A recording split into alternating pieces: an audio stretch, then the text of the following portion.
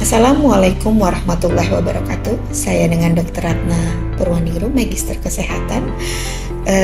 Saya bekerja sebagai dosen Fakultas Kedokteran Universitas Malahayati. Saya di bagian Departemen Histologi yang memang terkait dengan ginjal, di mana saya dosen tentunya mempunyai pelaksanaan tridharma seperti pendidikan, penelitian, serta pengabdian masyarakat. Sistem pembelajaran di Fakultas Kedokteran Malahayati menggunakan sistem blok. Salah satunya, blok yang saya ampu saat ini adalah blok urogenital yang saya berhubungan langsung dengan skill lab mahasiswa.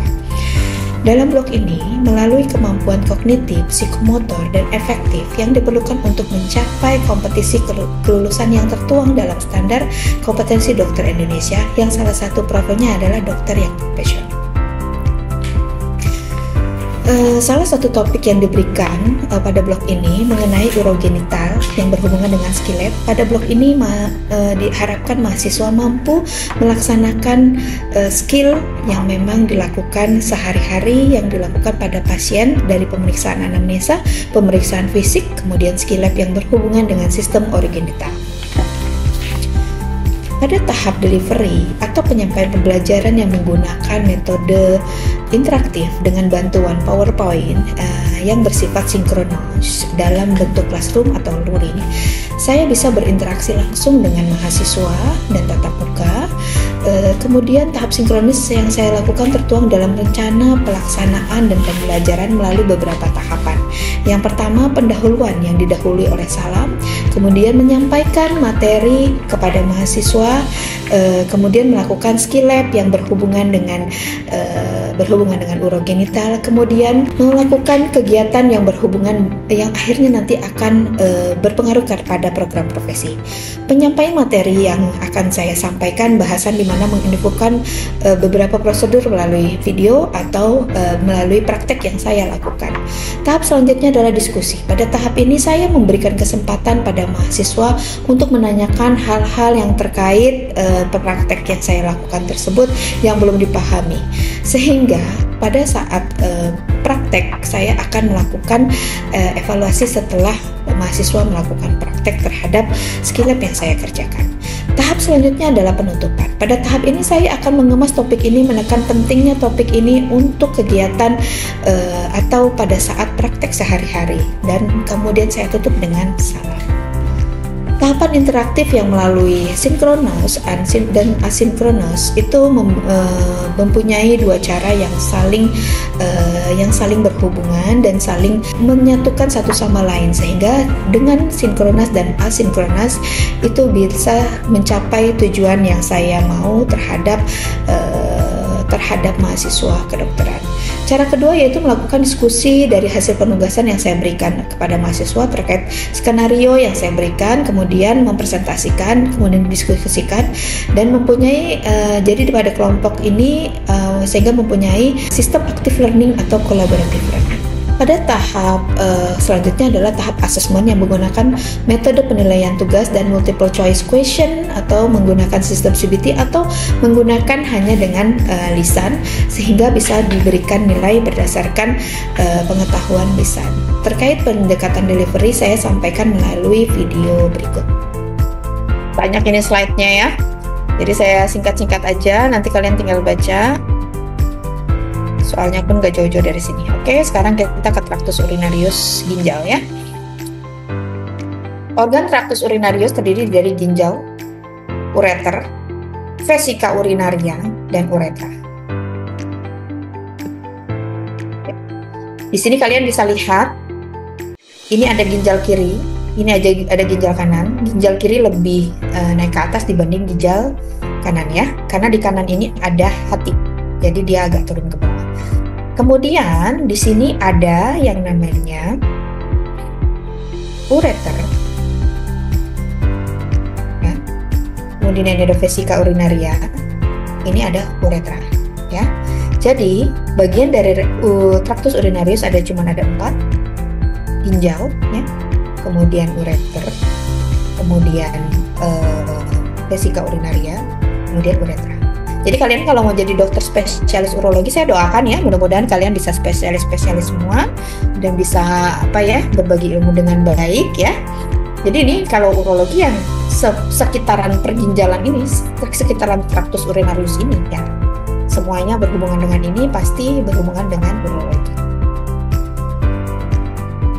Fungsi ginjal ngapain sih? Fungsi ginjal itu menghasilkan urin, mengatur keseimbangan cairan tubuh, tempat pembentukan renin dan eritropoietin. Saya tambahkan lagi ya, dia juga untuk menjaga keseimbangan elektrolit ya, kemudian juga untuk menyaring racun-racun yang ada di dalam tubuh ya.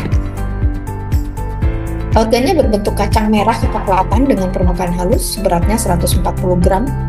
Bayangin ya, 140 gram bisa mengurusin tubuh kita dengan 2 tempat ya. 140 gram Tuhan ciptakan dengan panjang 12 cm, lebar 6 cm, tebalnya 2 cm, kemudian terbungkus dalam kapsul tunika fibrosa yang kuat. Tuhan hebat banget ya. Tapi banyak manusia yang tidak menjaga ginjalnya dengan baik, sehingga banyak yang sekarang kasus cuci darah yang sangat meningkat, bahkan usia muda pun sudah cuci darah ya. Struktur ginjal, kita bahas ginjal dulu ya. Terdiri dari hilum. Hilum tuh ngapain sih? Dia berbentuk seperti cekungan. Ada gambarnya nggak ya? Oh ada nih, ini adalah hilum ya. Ini hilus, ini ginjalnya ada ya, ini ginjal. Kemudian ini ada medula. Ini medula ya, yang seperti kipas-kipas ini medula. Kemudian ada korteks ya. Kemudian ada calyx major. Ini calyx major dan ada hilus ya. Ini minor. Kecil ini minor ya. Ini calyx major, ini minor. Ini hilus ya. Nah, di dalam hilus itu ada arteri renalis ya.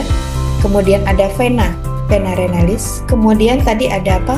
Dia bilang ada saraf juga ya, ada persarafannya di situ ya. Baik, saya kembali lagi. Ya, hilus itu tempat masuk saraf, tadi tempat keluar pembuluh darah ya, arteri renalis tadi ya. Kemudian ada tempat pembuluh darah limpe, tempat masuk dan keluar pembuluh limpe, tempat keluarnya ureter juga. Jadi lengkap ya di sini, ini hilus ini. Ada masuk saraf, ada arteri dan vena renalis, kemudian ada limpenya juga ya. Kemudian tempat keluarnya ureter. Kemudian lapisan-lapisan ginjal terdiri dari kapsula ginjal, korteks ginjal, dan medula ginjal ya. Tadi yang saya sudah sebutkan di gambarnya tadi ya. Jadi bisa langsung mencerna dengan gambar tadi. Korteks ginjal terdapat Malpighi ya. Kemudian ada piramida, kemudian ada kapsul ginjal. Jaringan korteks terdiri dari piramida-piramida yang namanya kolum Bertini ginjal. Kemudian ada pada potongan ginjal segar memberikan gambaran bercak merah segar, kelompokan vaskuler, ada renal kaskuskuler, ada badan magma. Kemudian di medula terdiri dari medula renin yang terdiri dari 10 sampai dengan 18 struktur berbentuk piramid, disebut piramida medula atau piramida Malpighi yang dasarnya di korteks dan puncaknya ke arah calyx.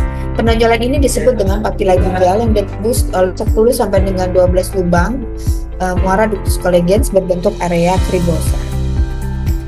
Dasar piramida medula tersusun paralel, ada 400 sampai 500 tubulus panjangnya menembus korteks disebut medullary atau berkas medula. Berkas medula terdiri dari atas lebih bersama bagian lurus nefron. Berkas medula merupakan pusat dari lobulus renis ya. Ini udah digambarin tadi ya, udah tahu. Kemudian ini medula, ini korteks ya. Ininya sampai ke ujung dekat korteks ya. Di medula ini renal sinus, ini ureternya ya. Jadi dia tempat masuk ureter. Ini arteri sama vena, yang lainnya mana tadi ya? Nggak kelihatan. Ini piramidnya, renal piramid ya. Ini medullary ray, ini renal column, ini renal papilla. Tubulus uriniferus adalah dasar unit fungsional dari parutan ginjal, terdiri nefron dan ductus coligans. Tiap ginjal terdiri atas 1 sampai dengan 4 juta 1 sampai dengan 4 juta. Bayangin ya, di ginjal itu ada 1 sampai dengan 4 juta unit filtrasi fungsional yang disebut dengan nefron. Nefron itu 1 dengan 4 juta. Tiap nefron terdiri atas bagian yang lebar, renal corpuscle atau badan Malpighi, kemudian ada tubulus contortus proximal, kemudian ada bagian tipis atau ansa Henle, contortus distal, kemudian berakhir di ductus coligans. Nanti ada gambarnya di sini ya. Nah, ini ya tadi ya. Ini pelvis renalisnya. Pelvis renalis, kemudian ini korteks, ini medula ya. Nih gambarannya nih. Nah, ini pelvis renalis, kemudian ini glomerulusnya di sini. Nah, ini gambaran besarnya ya. Ini ada di mana? Medula apa di korteks? Ada deh? Ini ada di medula apa korteks? Ada yang tahu? Halo? Jawab dokter, di korteksnya. Ya. Ini siapa? Namanya siapa? Izin Namanya dokter, siapa, Hanifa dokter. Hanifa dokter. NPM 70 dokter. depannya? Hanifa Mulia dokter. 2331070. Tahun berapa masuknya? 2002? 23 dokter. 2370 ya?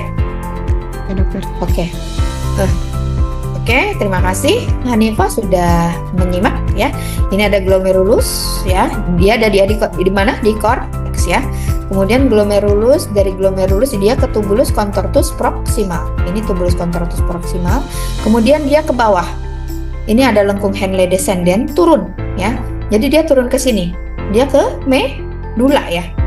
Turun ke medula dia ya. Mau turun ke medula. Ini korteks. Ini korteks nih, ada tulisannya korteks, ini medula ya. Ini dibagi dua. Jadi dia tuh kayak ada di atas, ada di bawah ya. Dari glomerulus turun ke tubulus contortus proximal, kemudian ke lengkung Henle descendant, kemudian ini ada ansa Henle ya.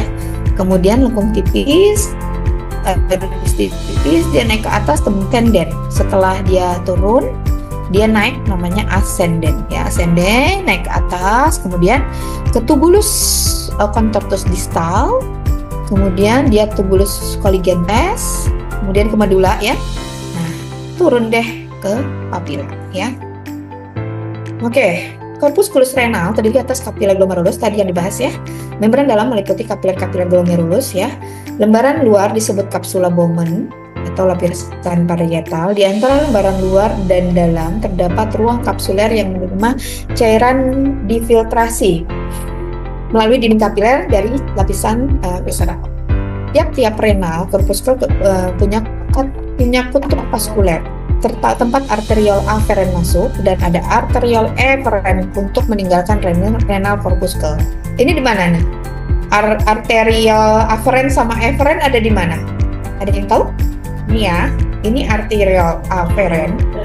Di mana ini adanya? Di dekat glomerulus ya. Jadi di dalam glomerulus itu ada arteriol aferen, kemudian ada arteriol eferen ya. Kemudian ini ada kutub vaskulernya ya. Di sini ada simpaibo ya. Di dalam glomerulus tuh udah hebat banget tuh. Udah lengkap banget di sini ya. Baru dia turun ke tubulus contortus proximal. Ini ada Bras border mikrofilinya ya. Ini ada ruang urinarius, ada kutub urinarius ya. Kapiler glomerulus terdiri atas sel endotel, podosit, dan sel mesangial. Sel mesangial menghasilkan matriks amorf dan menunjang dinding kapiler serta bekerja sebagai makrofag dan berfungsi membersihkan lamina basal dari zat-zat tertentu yang tertimbun dalam matriks selama filtrasi darah. Hebat ya Tuhan ya. Di setiap tadi di dalam sel itu ada sel Sertoli yang sebagai penjaga si sperma. Di ginjal juga ada sel mesangial ya sebagai makrofag yang membersihkan lamina basal dan juga untuk bantu untuk selama filtrasi darah. Hebat ya Tuhan. Jadi kalian bersyukur punya ginjal yang sehat ya. Karena ini kalau kalian sampai ginjalnya mengalami gangguan seperti gagal ginjal kronik, gagal ginjal akut, yang disebabkan oleh makanan atau minuman atau yang disebabkan oleh gangguan metabolisme seperti diabetes, hipertensi, dan harus cuci darah setiap seminggu 2 kali itu, dan memang sifat dari gagal ginjal kronik itu adalah progresif ya. Nah, ini di dalam glomerulus ya. Ini ada endotelium, kemudian ada lamina basalisnya ya. Kemudian ada celah filtrasi ya, ada proses primer ya. Ini adalah bagian dari glomerulus. Nah, di sini ada sel mesangial tadi yang kita bahas ya, ada di kapiler glomerulus ya. Ini ada podosit. Kemudian ada prosesus podosit. Ini ada sitoplasma sel endotel. Ini kapiler ya. Nah, di mana sel mesangial? Di antara kapiler-kapiler ya. Di antara kapiler-kapiler, dia itu di antara prosesus podosit. Nah, disinilah ada sel mesangial. Dari kapiler glomerulus, sel glomerular terletak di antara 2 lumen kapiler yang dibungkus oleh lamina basalis. Ada juga sel glomerular. Di sini nggak di ini ya, nggak disebutin, cuma sel mesangial aja. Sekarang kita ke kapsula Bowman. Kapsula epitel berdinding ganda lapisan parietal, yaitu epitelnya terdiri dari berdinding ganda, terdiri atas epitel selapis gepeng ya. Di kapsula Bowman itu ada epitel selapis gepeng dengan lamina basalis dan selapis tipis serat retikuler ya. Lamina basalisnya ada 2, lamina densa dan lamina di daerah. Jadi epitel selapis gepeng, ada lamina basalis yang ada lapisan 2-nya, ada lamina densa dan lamina rala. Terus di bawahnya ada selapis tipis serat retikuler ya. Kemudian tubulus contortus proximal dimulai dari kutub urinarius corpusculum renal, epitelnya berubah dari tadi epitel selapis sekarang jadi epitel selapis kuboid. Ya, sitoplasmanya bagian mana? Acidofil. Terus banyak mengandung mitokondria. Kalau udah banyak mengandung mitokondria, pasti kerjanya lebih sibuk ya. Kemudian lebih panjang dan lebih lebar dari tubulus contortus distal. Saya bilang tadi, pasti kerjanya banyak kalau udah ada mitokondrianya, karena dia melakukan sintesis protein dan menghasilkan protein-protein yang dibutuhkan oleh tubuh kita. Di sini ada ductus colligens. Suara saya masih kedengeran nggak? Jangan-jangan saya ngomong sendiri ini. Terdengar dokter. Ya. Semoga yang memperhatikan ilmunya bermanfaat ya. Kalau yang nggak memperhatikan, saya nggak bisa pembelajaran orang dewasa itu tidak dengan satu-satu sebenarnya, tetapi kesadaran dan kebutuhan kalian untuk belajar itu aja sih ya. Ini ada ductus colligens, kemudian ini ada segmen ascendent Henle yang ini. Ini sih sebenarnya kayak dipotong gitu, jadi ini bagian-bagiannya. Ini kan ada kuboid ya.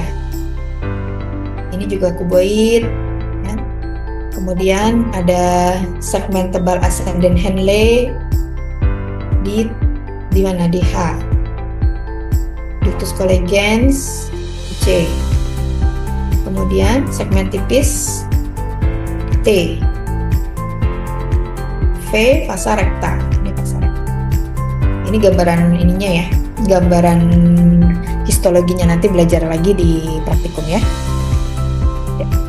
Ini gambaran tubulus di korteks, nanti kalau misalnya praktikum bisa dilihat ya. Ini ada gambaran tubulus di korteks ya. Ini ada tubulus colligens. Kemudian ada tubulus contortus proximal. Ini gambaran histologinya ya. Nanti kalian bisa dilihat dengan pembesaran lebih besar lagi, dengan pembesaran 40 kali mungkin bisa kelihatan epitel-epitelnya ya. Kemudian ada angsa Henle juga di sini. Ini pemotongannya sepertinya pemotongannya sagital ya. Kemudian ada arteri globularis ya. Kalau arteri itu kalau di preparat tuh kelihatan jelas banget warnanya merah, ada kayak apa bulu darahnya tuh kelihatan ya. Cuman kalau di sini kayak nggak terlalu kelihatan.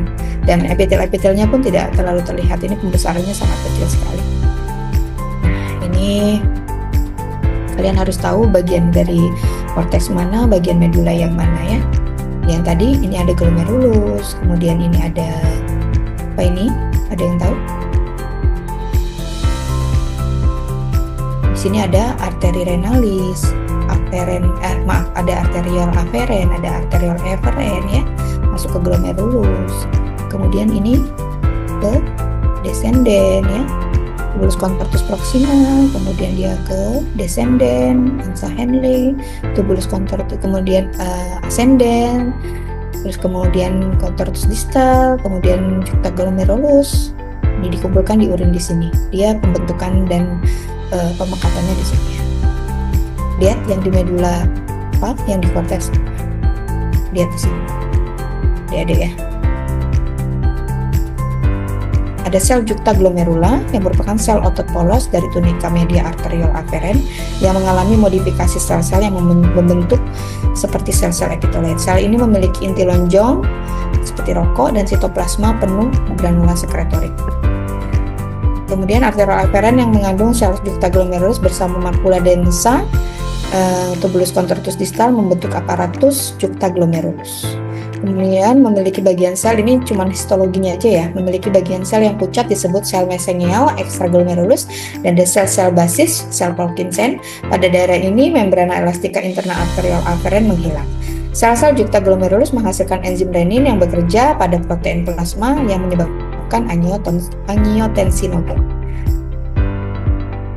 Ini adalah glomerulus ya, ini ada ruang Bowman yang tadi dibilang kapsula Bowman. Kemudian ini lamina basalisnya, ini ada sel mesangialnya ya. Kemudian ini arterial aferen, ini eferen ya. Kemudian ada sel juncta glomerula ya. Ini ada makula densa ya. Sini. Ini otot polos tadi yang menceritakannya. Proses-proses dalam ginjal itu ada penyaringan, penyerapan, ada sekresi ya. Ini masih kurang, ada difusi juga sebenarnya. Ini adalah sirkulasi darah yang ada di dalam ginjal. Arteri renalis masuk ke ginjal, bercabang ke anterior ke posterior, kemudian bercabang menjadi arteri interlobularis, kemudian jadi arteri arcuata, dari arteri interlobularis kemudian timbul ke arterial aferen, kemudian kapiler glomerulus, arterial eferen, kemudian kapiler peritubulus. Itu adalah akhirnya ya.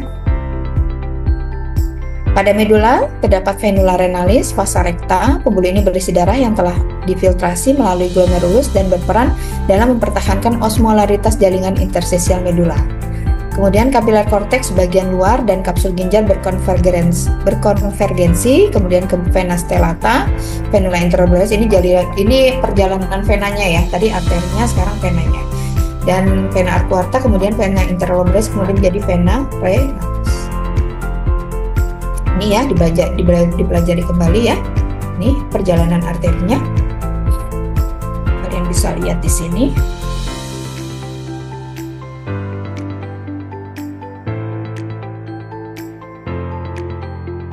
Nih, arterial aferen. Nah, ke sini. Ya, arterial aferen. Kemudian arterial aferen, glomerulus, kapsula Bowman, kemudian arterial eferen, ya, arterial eferen, ya, kemudian sel-sel pembuluh stellata sini,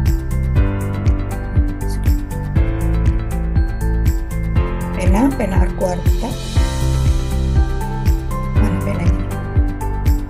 Pelengkung ansa descenden ya. Bisa dibaca aja lagi ya. Ini pendarahan yang ada di nefron ya. Ini sistem pendarahan yang ada di dalam ginjal. Apa fungsi ginjal, Amelia? Izin menjawab dokter. Menurut saya dan menurut yang tadi dokter jelaskan yaitu dia menyaring darah. Ya, berdasarkan tadi loh apa namanya teori yang saya jelaskan tadi ya. Ya, baik.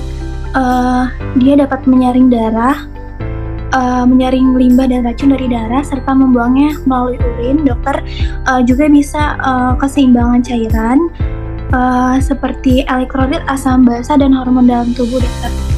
Hormonnya apa? Nama hormonnya apa di ginjal? Hormonnya itu seperti eritropoietin, dokter, yang merangsang produksi sel darah merah, dokter. Ya, benar. Yang kedua, saya mau nanya Alia Rahmalia. Apa yang ada di dalam hilum? Ada saraf, Ya, terus? Apa? pembuluh darah, Pembuluh darah. aferan sama eferan. Salah. Izin menjawab, dokter. Hmm? Untuk di hilum itu terdapat pembuluh darah arteri beserta vena renalis beserta sama nervusnya, dokter. Nervus, terus apa lagi? Terus ada juga ini limfa, dokter, yang pembuluh limfanya. Harusnya ini masuk sampai dalam. Oke. Ya, anggaplah sudah masuk sampai dalam.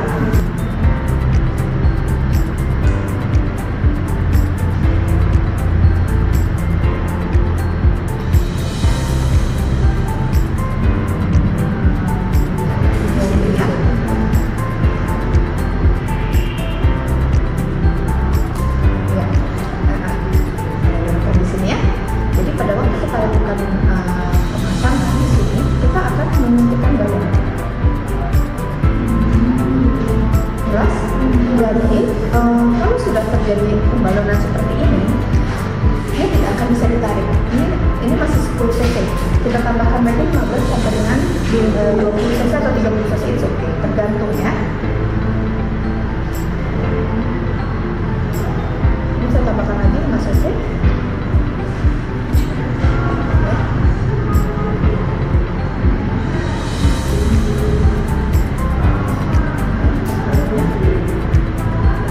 Sehingga pada waktu ditarik, dia tidak akan bisa ditarik, ya. Jadi dia akan tertahan seperti itu, ya. Sampai sini jelas? Jelas ya.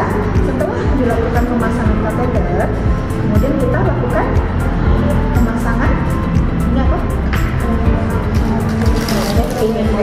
Ya.